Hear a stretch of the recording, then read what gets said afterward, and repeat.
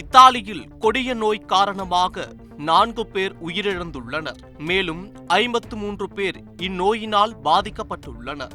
இதனால் ஐரோப்பாவின் நோய் தடுப்பு மற்றும் கட்டுப்பாட்டு மையம் இத்தாலிக்கு விடுமுறைக்கு வருபவர்கள் மற்றும் சுற்றுலா பயணிகளுக்கு எச்சரிக்கை விடுத்துள்ளது.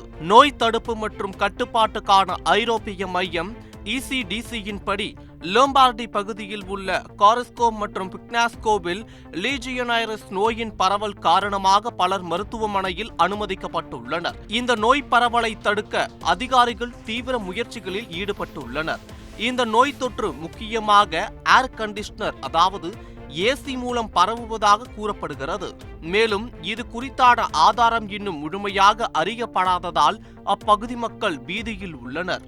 லீஜியனைரஸ் நோய் என்பது ஒரு வகை நிமோனியா அல்லது நுரையீரல் தொற்று ஆகும். இது லீஜியோனெல்லா எனும் பாக்டீரியாவை சுவாசிப்பதன் மூலம் ஏற்படுகிறது. இந்த பாக்டீரியா நுரையீரல், மூளை மற்றும் குடலை பாதிக்கலாம் என்றும் இத்தொற்று காய்ச்சல் போன்ற அறிகுறிகளுடன் தான் தெரியும்.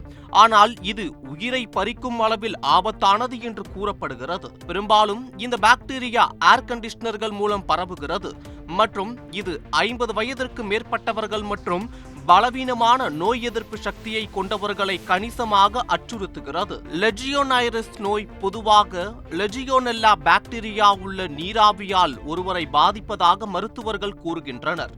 நுரையீரலை பாதிக்கும் லெஜியோனெல்லா பாக்டீரியாவில் பல வகைகள் உள்ளன.